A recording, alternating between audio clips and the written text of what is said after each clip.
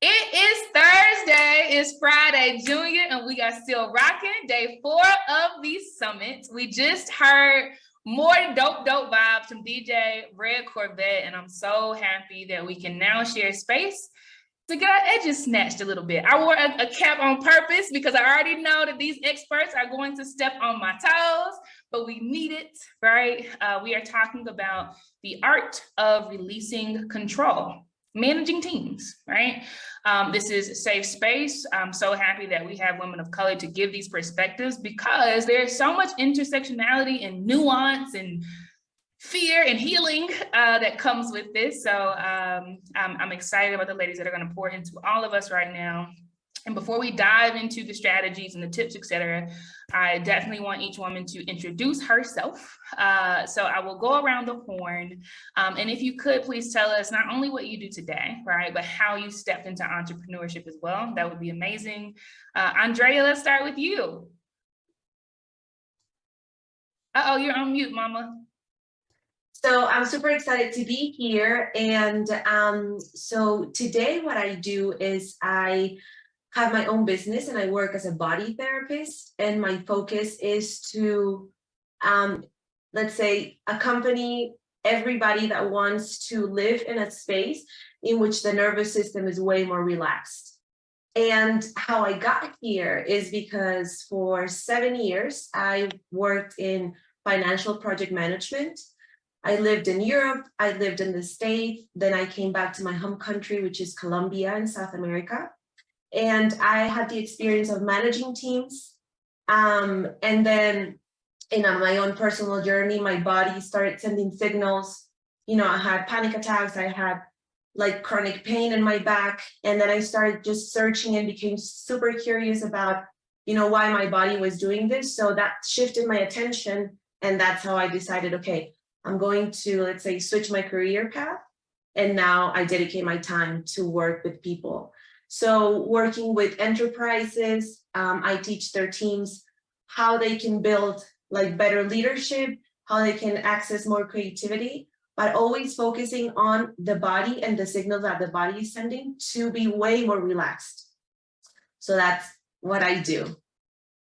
Beautiful, beautiful. Thank you so much for being with us, representing the continent of South America. I love it, love it, love it. And I have to follow that up with my favorite scientist to stay in that vein of understanding the body. Denicia, please tell everyone who you are and how you stepped into entrepreneurship and what you do today. Ew, yes. That was like perfect. I love the lineup. Hey, everybody. I'm Denicia Hilton Harper, and I'm a Dr. of Eastern Medicine and holistic well-being consultant. My business now, the way that it looks now, right, is creating these playful experiences for women to discover and actually be her perfect authentic self while optimizing her holistic health. I got to this point through my start into entrepreneurship was actually just graduating. So I graduated and didn't have I thought about it a little bit of like, oh, maybe I'll go work for a clinic or something, but I was like, my body didn't like that. So I just kind of just started right out of school. And flip-flopped, tried all sorts of things along the way to get to where it is that I'm at now through various phases and evolutions. The way that I view leadership, it's really cool. I hope I'm saying it right, Andrea. Okay, awesome. I actually do work with other organizations or other coaches, consultants for their clients as well, as far as what does leadership look like for them? And how do you know what your style is? And I actually employ a foundation from Eastern Medicine so that if they know what their predominating styles are, and as a leader, you can leverage that. You're actually minimizing the stress that is on the body and the mind and the spirit for those that are on the team. It's like some, get scared. I don't want to do that because they might leave and everything else. But it's like, you know what? But you're going to get the best of the best out of them. while minimizing other healthcare costs, right? Right, for due to tardiness or doctor's appointments, medications, and all of that stuff that the company would otherwise end up paying for. So I love bringing in that intersection of holistic health and leadership, and that's where I'm at now. So looking forward to hearing from everybody else's perspectives. Love it. Thank you so much for sharing, Denicia. I'm going to kick it to you, Victoria. Please share your story with us and what you do today. Good afternoon, everybody. It is so all of these beautiful.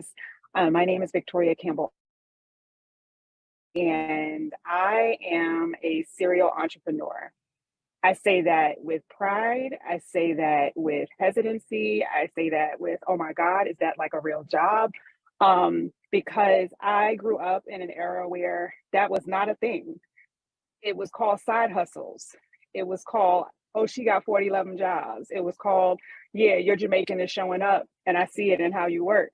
And it was never given the respect or the honor or the education or the funding that it deserved. I was a young mom in a young marriage, and we didn't have a lot of money, and we had to make things work. And so, like many of the people on this call, it all started at a kitchen table. It started with me doing notary signing on, like notary services on the side, and doing extra little pickup jobs at like law firms. One of my favorite stories to tell that y'all can come and hear me tell in at one of the tables is how I signed up for a job at a call center, or at least I thought it was a call center, but the kind of calls they wanted me to make were not the kind of calls I wanted to be making. And so it, over time, these experiences led to what I like to call those power skills, those soft skills that allowed me to build up and grow up in the corporate world and in education. And that's where my background is. And, eventually I just reached a point where I was working 80 hours a week and there was no joy in my work. I enjoyed what I did, but I didn't find joy in the work because I was tired and overwhelmed. And nobody was there to tell me, you know what, it's okay to be like, I'm tired and I'm overwhelmed. And so where I found that space is creating the space for myself in entrepreneurship. And so I am a consultant. I have been for the last 10 years. In addition to that, I am a certified yoga instructor because I believe in wellness and health and that it should not be something that people gatekeep and keep from us. So mad props to Andrea and Denicia for the work that they do. And I recently started a business last year where I specialize in fragrance and wellness products because joy, be damned, it is not a thing that should be deferred. It's a birthright. And so I stand in all three of my jobs trying to help people find that space. And on top of that, I'm having a whole lot of fun doing it. And please do not confuse that with that it's not hard. It's hard and I'm having fun. Full stop. On to that. So good. So good. I'm loving the range, the diversity of experiences, the honesty. It's the honesty for me about how we are still figuring out how to navigate this thing, but how we got here through trial and error. Last but definitely not least, Taylor, please do share with us about yourself, your company, and how you stumbled across entrepreneurship, if it was a stumble. Listen, you guys are giving me chills, so I'm getting excited. But hello everyone. I'm so happy to be here. My name is Taylor Burris, and I am the co-founder of the AI Hub, which is an art incubator that supports artists and entrepreneurs leveling up and giving them the opportunities to grow and get paid opportunities. So I'm just resonating completely with Victoria because I came into entrepreneurship in a space of disarray and internal conflict. So I was working for a magazine, I was working in radio, I was on product, I was on sets, I was personal assistant, I was doing so much that I drove up to the magazine where I was working at, and I felt like I was going crazy. I said, my head is not right. And all these spaces that I was in, I was managing teams out of a space of, you're not doing your job right, now I have to step and fix everything. And it wasn't my responsibility to do that, but my head and the way that I work, it's like, if you're not going to do it, I can't let this situation fall. Let me step up and do it for you and get it done right. So in all these spaces, I forced myself into this position of leadership, and I observed the way that other leaders were working and operating. And I said, this is not okay. I don't want people to feel this way. I don't want people to feel disrespected. I don't want people to feel like they're not cared for in a space that is sucking them dry. So I took a leap of faith and actually like quit all of my side hustles and all my jobs. And I said, no, I can do this better, and I can provide better opportunities and like reduce all these issues when it comes to leadership. And that's when I started my first business. It was called Untailored Solutions, where I thought it was somebody. And this was still when I was in college. I thought it was somebody. Like, I had a volunteer, I had an intern, I had a personal assistant. I was like, you do this, and you do this, and do this. And then I had a baby when I graduated college, and I realized I'm a team of one at that point. And I said, well, how am I treating myself as my own boss? Like, am I actually showing up for myself? Am I respecting myself? Am I actually caring for my own mental health as my own boss, and really reflecting on that? So when I had the opportunity to open my brick and mortar out in Kansas City, Missouri, I am now working with my better half and my brother. And leadership had to be redefined for me, because now family is involved. And how am I really treating those people that I love when we go home? Am I still in the business mode of I'm the boss and you need to do what I say? So it's been a definite journey, and I love it. And I love that I'm able to provide opportunities and a safe space for not only my family, but other people in the community. So I'm so glad to be on this panel with you all, and you guys are amazing and lovely. So I'm excited. Shay, so good. So good. We're in good hands, everybody. Somebody put in the chat, good hands, good hands. I am excited to dive into this. And, Taylor, you said something when you started off the start of your journey. You said, I was the type of leader that did the things that my team didn't do because I couldn't not let it happen, right? And then there's so much weight in that word, could not, right? A lot of times for us, we are afraid, Black women, right? Women of color, we are afraid to let the ball drop. But we need to unpack why. Like, we can't talk about releasing without talking about the fear, right? So let's get into it. Andrea, I want to start with you. Why do you think that we are so fearful of relinquishing control in business? So the first thing that I want to share is that controlling has a lot to do, like if we think about how the mind works, controlling has a lot to do with safety. If I feel that I am safe, then I am able to, let's say, I would mention it as sharing, sharing leadership, or sharing or delegating, or even at home, like telling our partners, okay, you can do this, you can take care of the kids, you can do that. But if we don't feel safe, and that's when the whole nervous system comes in for me, it's like, if we are on this high alert, then we're going to want to control, okay? That's kind of like one of the ways of the mind to give us the sensation that we are safe. And to me, it also has a lot to do with scarcity and abundance. And it does depend a lot on where we came from and what's our story. So if as children we grew up in a safe space, then it's more likely that, that we can connect better with the fact that, abundance is provided by the universe. And if not, then we are like in a scarcity mode. So relinquishing control, when I understood it and I knew that it had a lot to do with my own safety and my own survival, then I was able to, let's say, okay, why is it triggering my survival? So if I talk about my business, or I talk about my experience as a manager in my finance life, when we're managing teams, it's like, where is the fear for that person? Just like you just mentioned, Casey. And for some has a lot to do with, let's say, money. Am I going to be able to pay the rent? For some has a lot to do, am I going to be able to grow up in my career? So if we are able to identify each person through different techniques and opportunities, then we can say, okay, Whenever I step into this, let's say, high control alert, then I know that my safety is a thing that's being triggered. And then I can look for options on how to step away from this fear and then move a little bit more towards relaxing and then starting to trust also at my own pace. Because I'm a big fan of respecting the natural rhythm of the body and of the mind, and that's unique. So for every single human, that's very unique. So that would be my first answer. Yeah, that is so good. Go ahead, Taylor.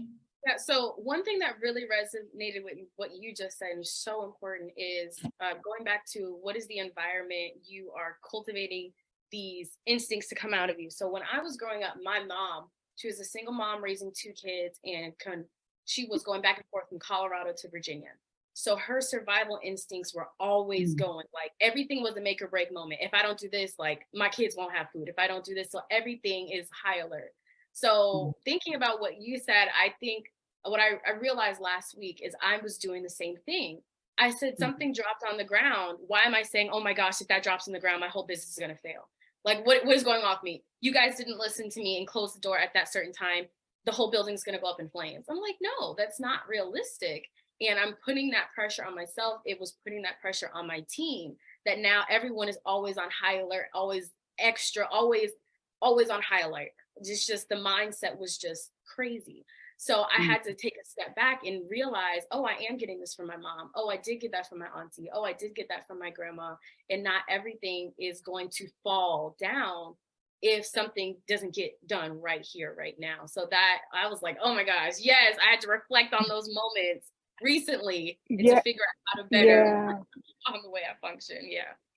But another key point to that, and you just hit on it, the both of you, is the self-reflection to look at it's okay to not be okay. It's okay to make a mistake. It's okay for it to fail. I think as Black women, we live in such places and spaces that there are severe consequences for things that other people do, and it's just a part of lifing, right? Like it's okay to make a mistake at work. It's okay to not have it all together. It's okay to be like, I can't do the one thing I wanted to do for my business this week because my life is demanding or my body is demanding that I do something else. And often we don't have support systems or networks or encouragement or education or histories that allow us to believe and see that. So that's a space of when I create my teams, it's one of the things that I have been always almost adamant about, because when I was on a team, I never got shown that. So I tell people, you know what your job is, right? I only have 4 children. Last I checked, you're not one of them. And so ultimately, if you're doing your job, you and me are going to be great. If you have questions about your job, come check with me. If you don't have the support you need to get it done, let's talk about it. But ultimately, creating environments where people feel like it's okay to fail, as much as you tell them it's okay to succeed, make sure you're also telling them it's okay to make a mistake. It's okay not to have it all together. That's why we're a team. Those two things you said just kind of like caught me at the back of the neck, because I'm like, that's the thing nobody ever says. It's okay though. That's right. It's okay though. So yeah. That's good, Victoria. And Denise, I'm kicking it over to you as well. Because I want all of us who are on this high alert and are feeling unsafe, you are not crazy. You are not wrong. Like the truth of the matter is, we had to be 150% qualified to get the job, right? And we work beside, many of us have, the mediocre white man, right? Who does not know his job, but he's good. He is good, right? The truth of the matter is, science used to teach, literally the father of OBGYN, theology, understanding, medicine, etc., said Black women don't feel pain. I'm talking about books still refer to that today, right? So we often step into environments. We didn't make it up. Grandmama didn't make it up. Big mama didn't. She wasn't going loony, right? We step into environments where people don't see us as human, right? And they actually think that we got lucky by getting a job. Somebody did a favor. It was affirmative action, et cetera, et cetera, et cetera, right? But I agree with everything these ladies have said. Nope. Actually, when you create your company. You have the divine honor of setting and establishing culture. And it does not have to be that way. You can create safety for yourself and your people. And you can tell them, like Victoria said, it's okay to fail. You'll figure it out. It's like cooking rice, right? First it's mushy, then it's real hard. Then you get the reps in. I love that, ladies. Denise, you have something you wanted to add? Yeah, I'm still trying to figure out that rice in my Instant Pot, by the way. Listen. I'm like, one recipe say 10 minutes, one say 4. I'm like, which one is it? Listen, girl. Let me tell you, I tried in the Instant Pot. I'm gonna tell you, I went back to the regular pot because the regular pot rice don't fail. I grew The up regular pot on rice the don't regular fail. pot. I'm like, Go back to regular pot rice. We'll be all right. It'll be okay. Oh man, but like really what I was thinking about too was so a couple of things Andreas had mentioned, and one of the biggest things is actually surrender. And is what I got from that. And I can see where it is that we may have some difficulty in surrender because there's a very subtle difference between the surrender by our choice and the surrender that is ancestrally by force.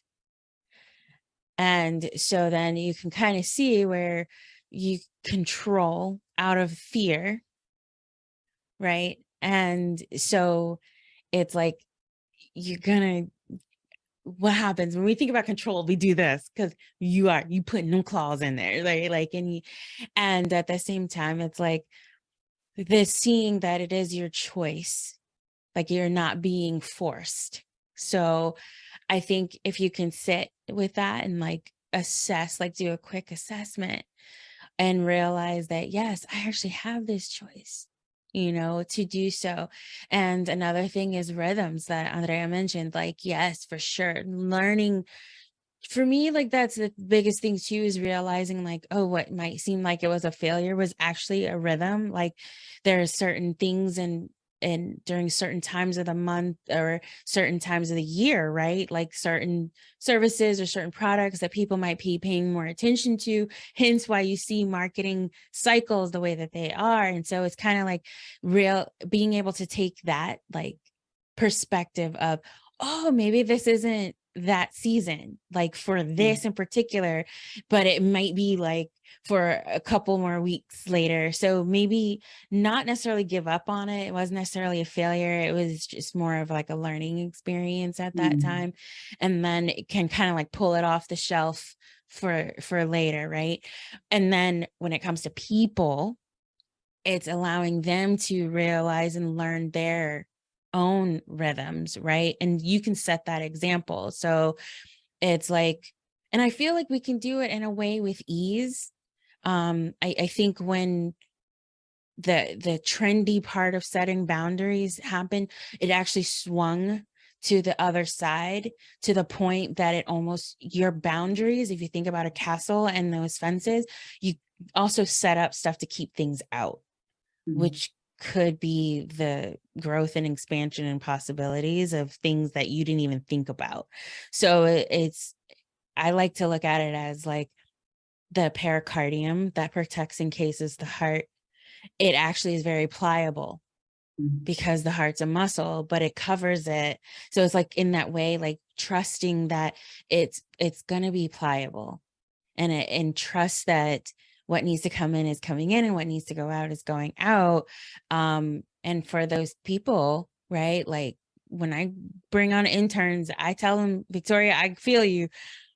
I know my style is, look, this is what I need done. Just do what you do. You have to know when you're going to be able to do it. I'd much rather you do it when you know you're in that creative space, or you can pay attention to detail more better at these certain time points. That's all gravy. If I need to teach you how to assess that for yourself because you may not be aware of that, let's do it. As long as I get this done by this time, like we're game. And I'm also that type of person when I was working for other people, is just tell me the deadline and then leave me alone. Like, and I'll come to you if I have questions about what it looks like and all of that stuff, But I think that's huge, is learning the rhythms, the surrender in a way that's surrender by choice versus surrender by force, and realizing that you're not being forced, right? Like that's just something that's part of our heritage that can be healed, and the healing can happen, like, and it does happen. So like kind of explore where that stuff is at. Ashe, so good. Again, the range is just incredibly beautiful, and sobering too, right? Because we shouldn't err too much on one side or the other. All of you have spoken a bit at this point about your styles in managing people or delegating to people or giving people freedom, right? And I think we need to double click on that a bit as well, especially for folks who are new to leadership or are holding themselves back, right, from hiring. Taylor, I'm going to pivot this question to you, right? It's definitely important to hire good people, find the right people, right? But I've heard you say before that it's important to incentivize them the right way as well, right? So what are your tips around incentivizing your employees for recruitment, retention, any of that good stuff? Yeah, and that's very hard. So what I had to realize is that nobody will care about your business more than you. And that was hard for me to sink in. I'm like, well, this is so great, and this is this, and this is that. But I'm the only one who cares about it. I'm the only one who's showing up on time. I'm the only one who shows up every time. So in order to incentivize my team, I had to get them to understand how to care. So for example, I have somebody that works with me, and I said he is an amazing artist, he's a singer, and he would show up when he wants to show up. And when I give him an assignment to do, it's never done. So I said, okay, what will make you care? What will make you want to be here? Because you're asking me for a lot, but when I ask you one thing, it doesn't get done.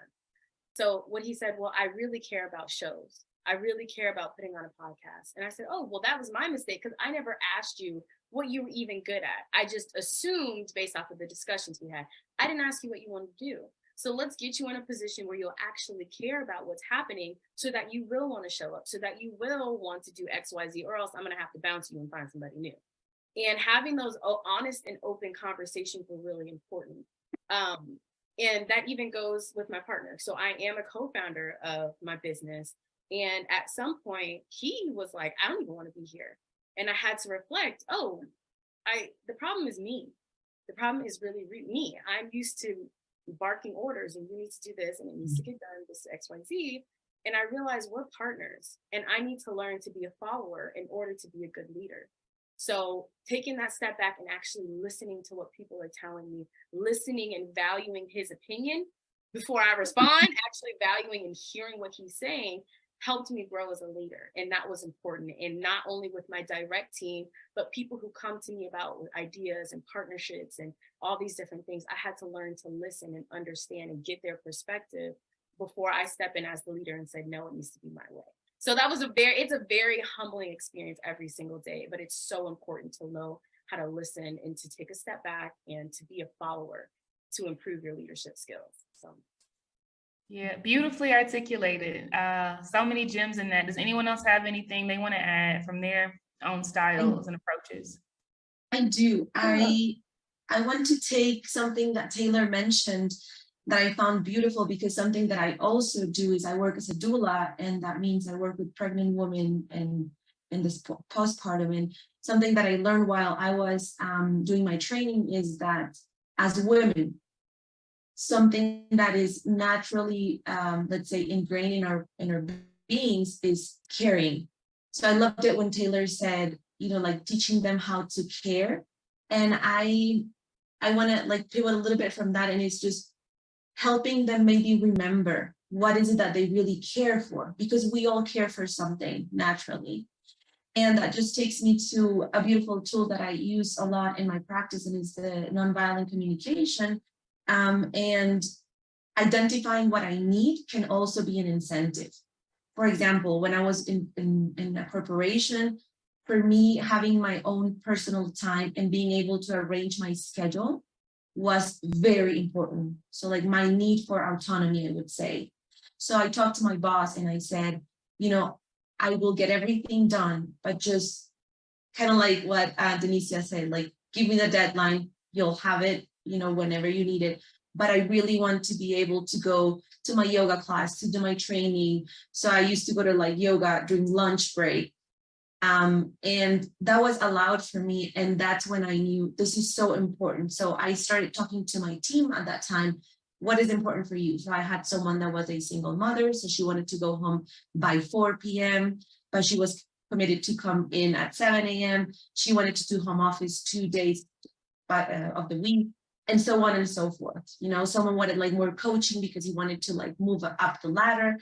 And so I think a big incentive for me and in my experience is, and especially as women, since we are so driven by what others, like the outside, you know, the kids, the husband, the company, the, you know, the dream, it's like, what do I need? You know, maybe I need to rest, maybe I need autonomy, maybe I need this. So whenever we help people that are working with us or for us to identify that, and then we are able to provide an environment in which they can satisfy that need, that can be a big incentive in my experience. Oh, good. Yeah, that's I was gonna say that is so awesome, and it kind of speaks to like my answer to this question is empathy. What you both described as empathy, and we tend to think of empathy as this really touchy-feely thing that it can only be, it's got to be about feelings, and it's about concession, and you know I can't give away my whole business trying to make everybody happy. But that's not what empathy is. Empathy is the exploration of you acknowledging that other people have needs and agency just like you. They like people show up. There's some people who show up for work just for their check, and truth be told, that might be your best worker once you understand that's the only reason they show up to work. Okay. There's also empathy in recognizing that the same way you are having challenges as a business owner, this person may be having challenges in their general life. I think the thing that happens when we become bosses and entrepreneurs and founders is that we often in a like laser sight focus attempt to stay on task and to get things done, we forget like what it's like when you're not a founder. And honestly, that lack of empathy is often why we still are having these discussions about childcare and work-life balance and people not reaching the goals that they want to reach, because I think people in the position to make these decisions lack empathy. And so I would encourage anybody who's thinking about how to incentivize their team, you know, looking at the suggestions that Andrea and Taylor gave about, number one, asking and listening, but number two, being real honest with yourself about what you're creating when it comes to the work that you're trying to get done. It's not realistic for you to want to do the biggest project of your life on a holiday weekend. Why would you expect anybody to do that? And I find that we often make those kinds of crazy demands of people who work for us simply because they work for us. And then they quit. And then you're like, well, nobody wants to work. No, that's not it, sis. They want to work. They just don't want to work like that. So empathy and grace. Give what you want to get back as an employer. You want people to care about your business, care about their life. You want people to give you like permission to kind of figure your way, let them figure their way too.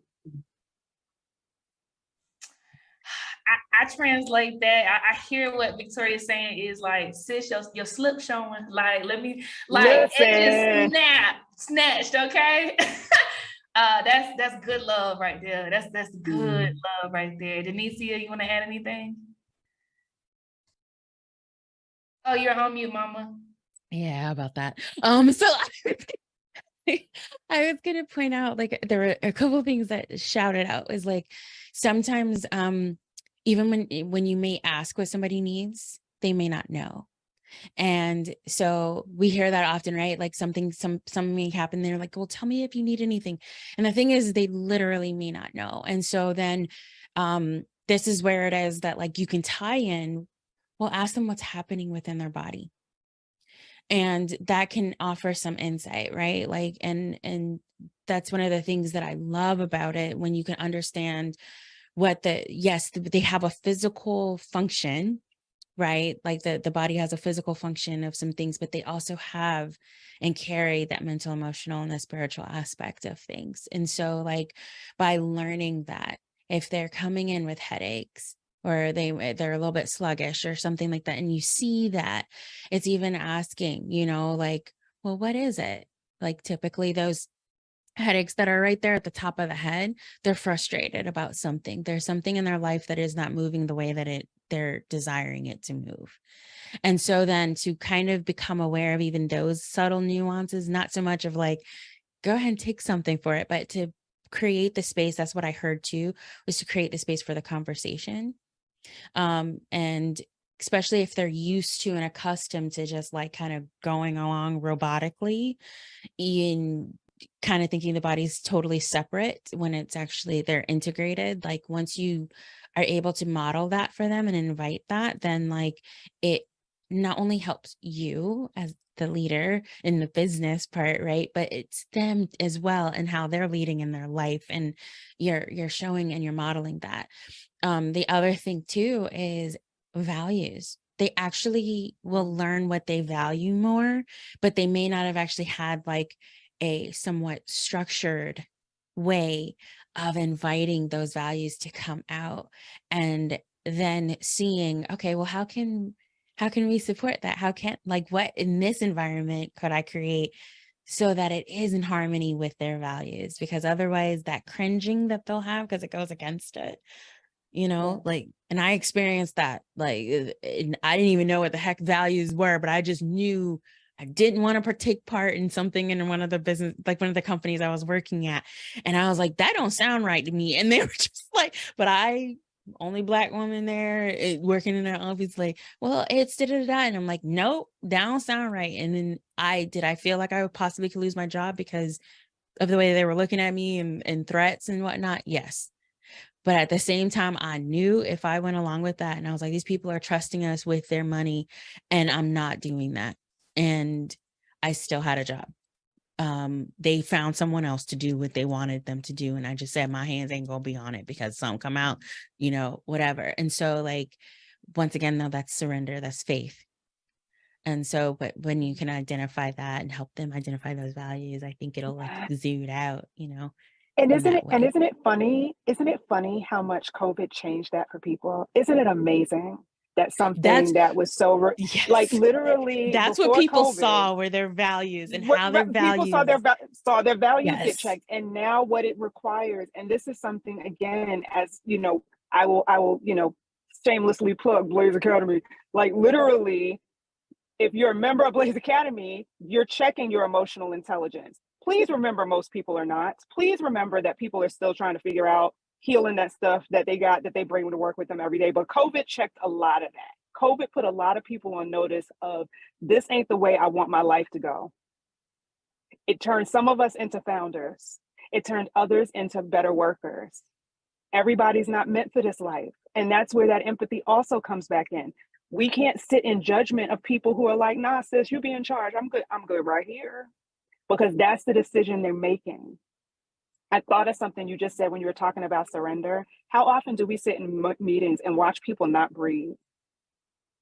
Out of fear, out of stress, out of, oh my God, this could have been a Zoom call, out of, oh my God, do we really need to do this? Like literally, we check out so much just acknowledging of the people that are in front of us. Take 2 seconds, literally just count to 3 and look at the person in front of you. And I guarantee you, you will see something that makes you shift how you come at that whole conversation.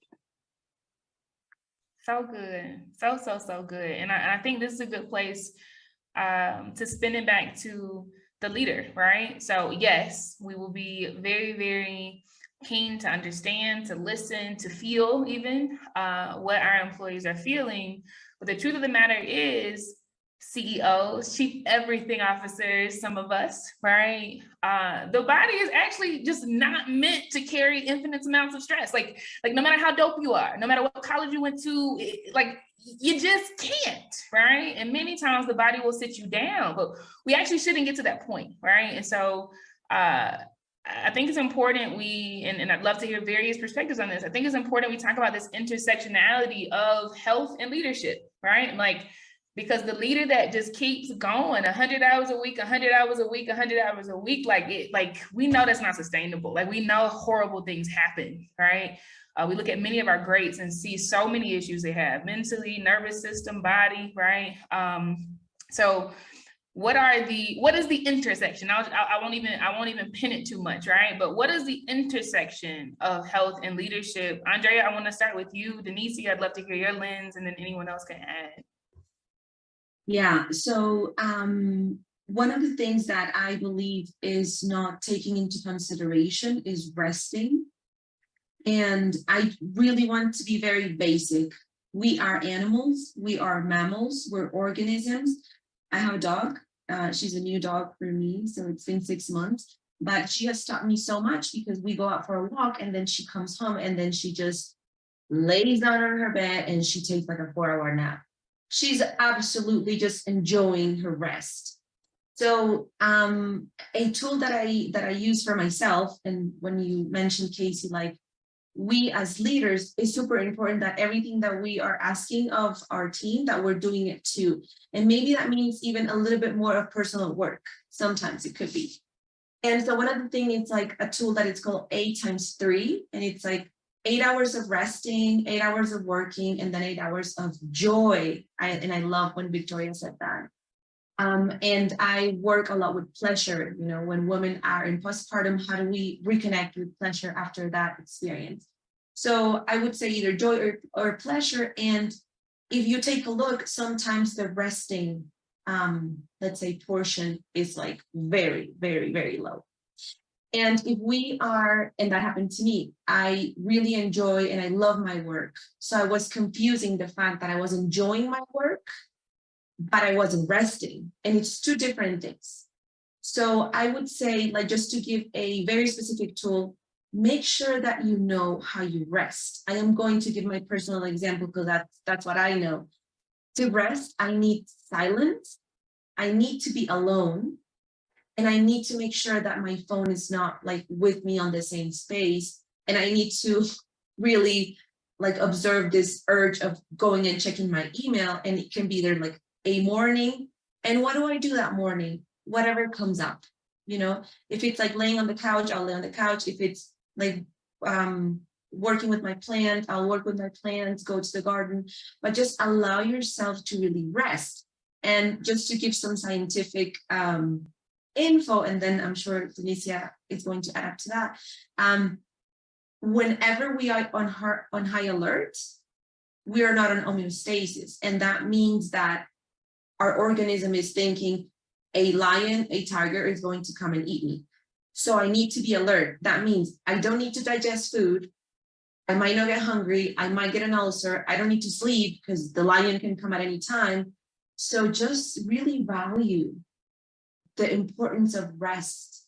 And I know that we are encouraged to work so much, but give it a try, because that's what I did. I gave it a try because my body told me, you're stopping. So whenever that happened to me, I was forced to stop. And then I figured out, well, if I rest, guess what? I am able to enjoy it more, but I'm also way more productive. So good. Thank you so much, Andrea. Denicia? You had me like sitting there too. I was just like, rest right now. And I love that.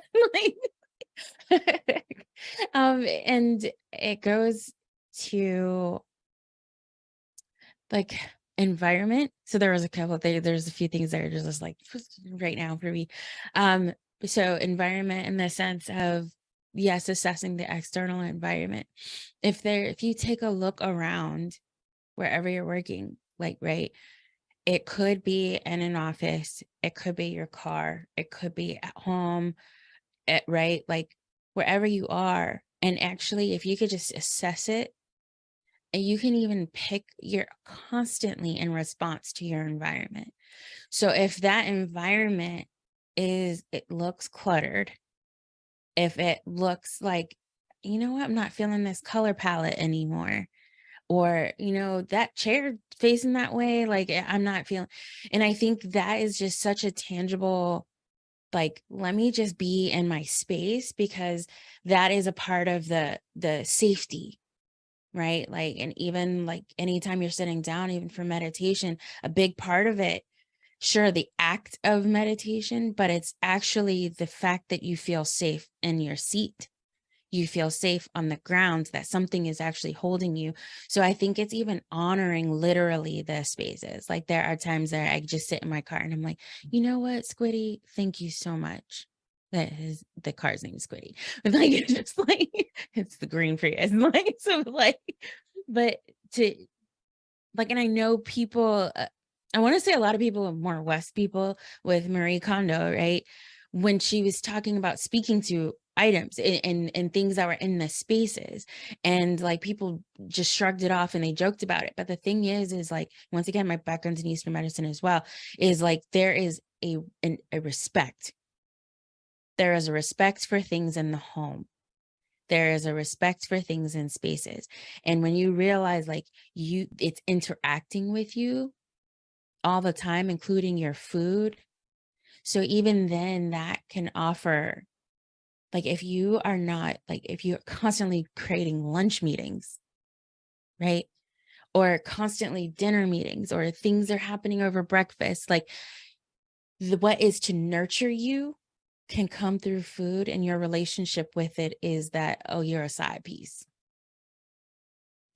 So then that is also saying like yourself is a side piece, right? Like, and everything else is going to be first. And so like, I feel like too, with a lot of the trainings out there, entrepreneurship trainings, and because I used to have these conversations, especially when I realized this connection, and I wasn't really, people weren't getting it. So they weren't like, no, not this time, right? And I'm like, oh, remember divine timing, but I had to remember that for myself, was that all these entrepreneurship trainings, they don't include the health, yet you're the person that's supposed to actually operate this and grow this business. And what I feel like is happening now is it's reactive. It's only, let us talk about it now because there's some anxiety, like, or there's some depression, there's some anger, there's some frustration or something. It's so reactive. And I really feel like business schools can offer this, put this in curriculum. All of like the nonprofits out there, the city entities that support entrepreneurs, VCs, all of that, like, industries themselves need to change, right? To have real estate, please, like, these teams, it doesn't have to be 24 hours all the time they're sitting there by their phones, you know. And I think too, it's honoring yourself and realizing that you're changing. I used to doula as well, Andrea, and I phased out because I realized for myself, as much as I enjoyed being there with her to facilitate that process, I was so on high alert. And I was like, because I'm feeling it. I used to dream about when they were going to go into labor too. So I kind of would start to expect it. But then I was just like, I'm not feeling this. So I'm going to phase this out. I love what I did. But like, you know, but that's a part of it, is like, is taking that. And I feel like we could be a lot more proactive. We can, when discussing business models, it's honoring that entrepreneur is that entrepreneur. So what tools can we bring in from the beginning, and then allow them to guide what the business model is and help them work through that business model. Like, just because it worked one way for one and they were also a skincare line doesn't mean that it's going to work the same for them. And so there are a lot of tools. Like I said, I use the body. I use the way that the symptoms come up for people. That's the way if you tell me you got a little bit of constipation issue and all that stuff, and I'm like, oh, okay, you're more meticulous. You're a little bit more detailed type of person. So then this type of model is more than likely going to work. This is who you need to talk to. Or when you're interviewing business coaches or something like that, see if this is their type of structure that they offer. You know, oh, you're the type that has insomnia. right? Like you might be a little bit, you jittery and all that stuff. You get all excited about ideas and everything. You want to do this and that and the other. It's like, super. This type of business model is more than likely going to work for you. This is as you interview, will they allow you to work on several projects at the same time? I've met some women that health issues stuff are arising and all this stuff, and then they start bringing in their business stuff and they're being told to focus on one thing, yet they can't. Like their body physically can handle several things. It's just that business coach doesn't know how to handle it. So it's more of, who are you inviting on your team as well, not just as you as a leader and your team. So it's like it's all an incubator, and everyone, like I said, is in response. So it's like, in what ways is it that those intersections, they're crossed? And I feel like there's just so much room for us to invite in health that is proactive versus it continuously being reactive, the way that it's structured right now as an afterthought, when I do believe it's built in from the beginning and from up front. Ashe, so good. Before we move on, did anyone else have anything to add? I wanted to add something, but from a bit of a different perspective. For all of my leaders, for all of my business owners, I want you to be mindful. Do not take advantage of people's poor wellness and sense of desperation. Even to this day, I have been in spaces where owners and leaders will straight up disrespect the people that work for them, and they'll just sit there and take it. And I'm like, what is happening right now? But it's crazy, because you're leveraging your position in order to, you're adding to the craziness. You're adding to the mind, whatever's happening in that person's mind. They probably don't even hear you right now. But that energy that you're giving them and that disrespect that you're throwing on their lives, you don't know what's going to happen when they go home and who they are a leader to, and how that is going to have a snowball effect and affect the future leaders that they're raising and building. You don't know what's happening at home. You don't know what's happening in their lives. So I just want to make sure that all leaders understand the position that you're in and respect the people that are around you, because you are also supporting other leaders in their own community. And when you are breaking down people's health and wellness even more, even after you, like you guys said, COVID helped a lot of people understand their value, but it also caused more damage for those who did not have that opportunity to understand their value. They were operating in that survival mode in their head, like, oh my gosh, now I don't have a job. What am I going to do? What am I going to do? So you get tied to this person for 5, 10, 15 years and constantly being disrespected every single day. And I see it more often than I would like. And it hurts my heart. It hurts my heart, because we are all leaders in our own right. And we are all leaders building up other leaders. So I just want everyone to be mindful of how they are approaching every situation.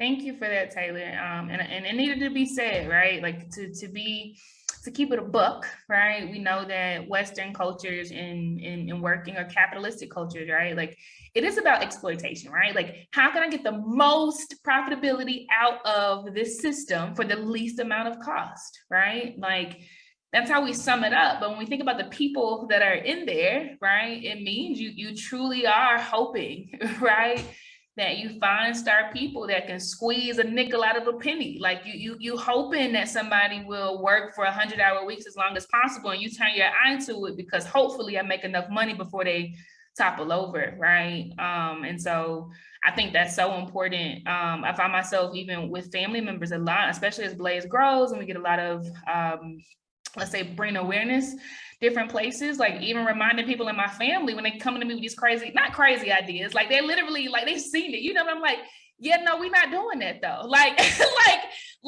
no, like I want people to like have the ability to live anywhere in the world they want to and work whatever hours they want to and like take unlimited vacation and like get naps. And we can't do that if we trying to do your crap, so it is a lonely journey sometimes to build what you've never seen before, right?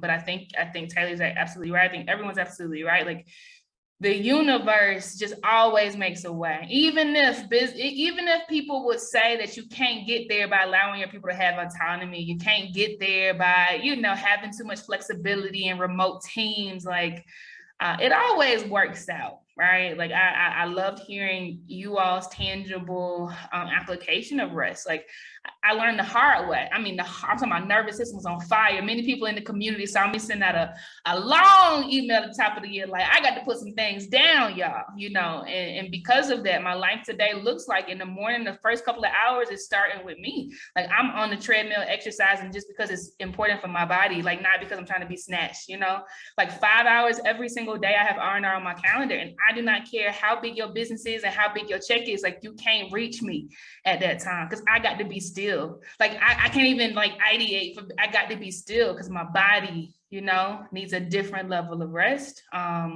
But nothing has faltered, right? Like literally exponential gain because I'm more tapped into my body. It's like Solange, I said this on Tuesday in the panel discussion with those of you who were there.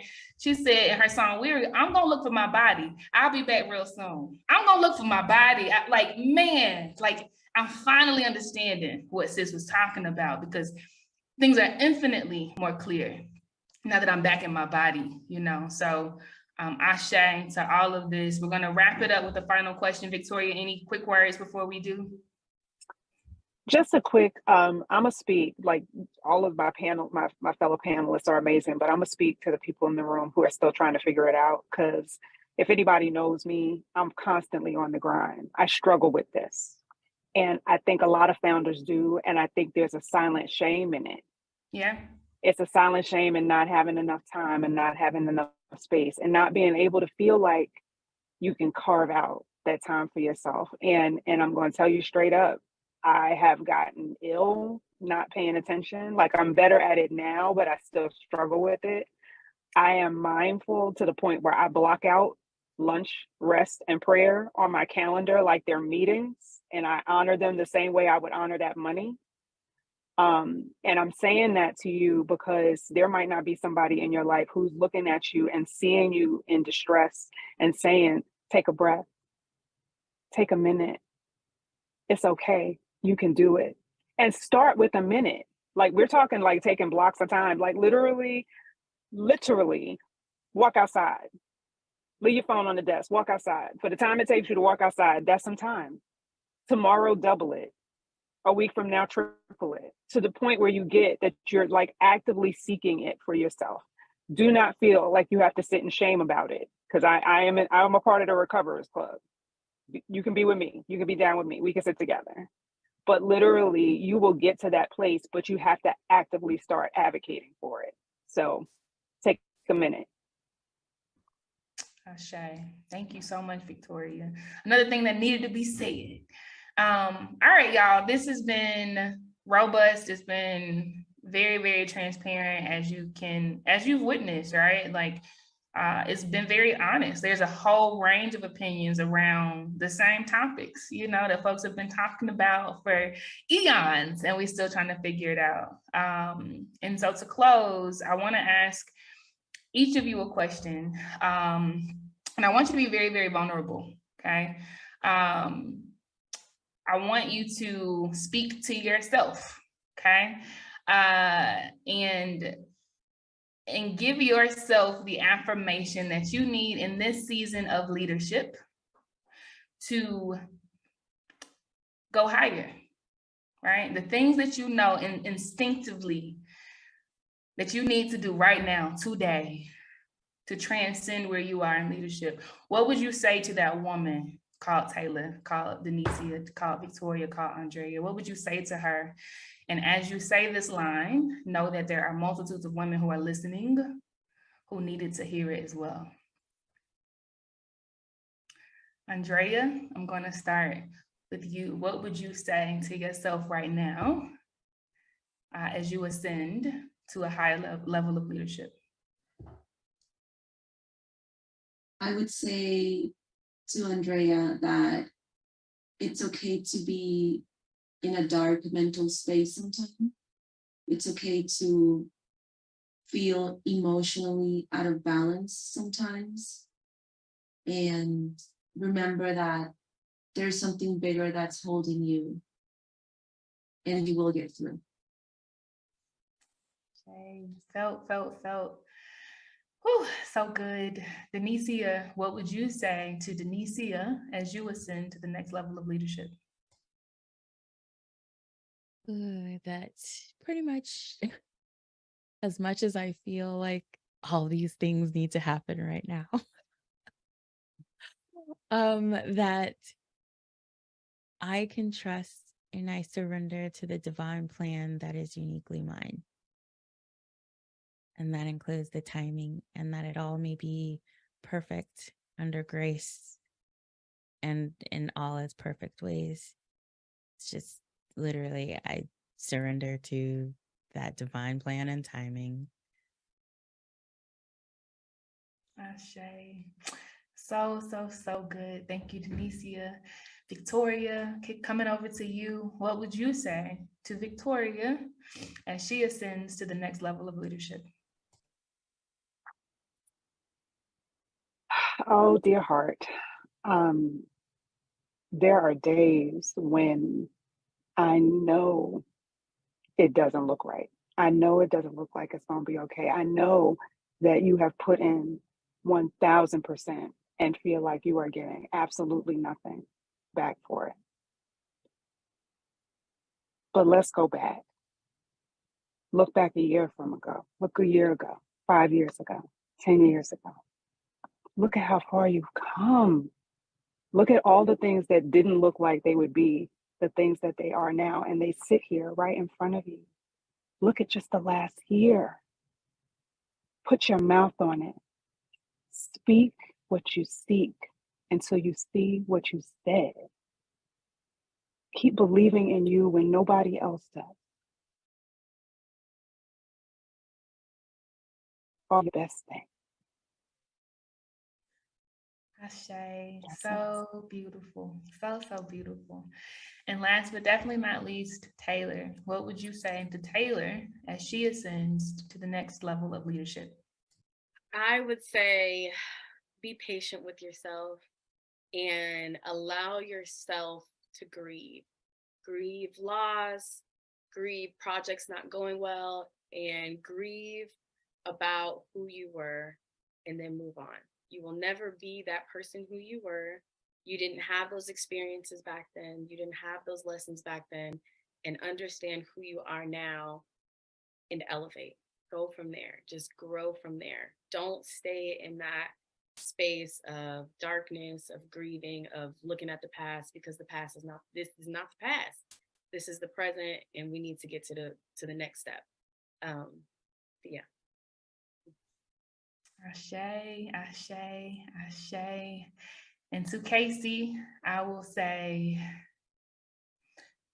though it is terrifying and so unfamiliar, lean into and accept the love that continues to propel you higher. You are worthy of unconditional love. It will not fail you. It will not go away. It will not abandon you. You have finally found it. Ashe and amen. Ladies, thank you so much for pouring and lifting all of us, for teaching us, for being patient with us in this hour. You all are the best. And to everyone else, we will see you in the next session. Keep going. Don't stop. We have more to give. Thank you, everyone. Thank you.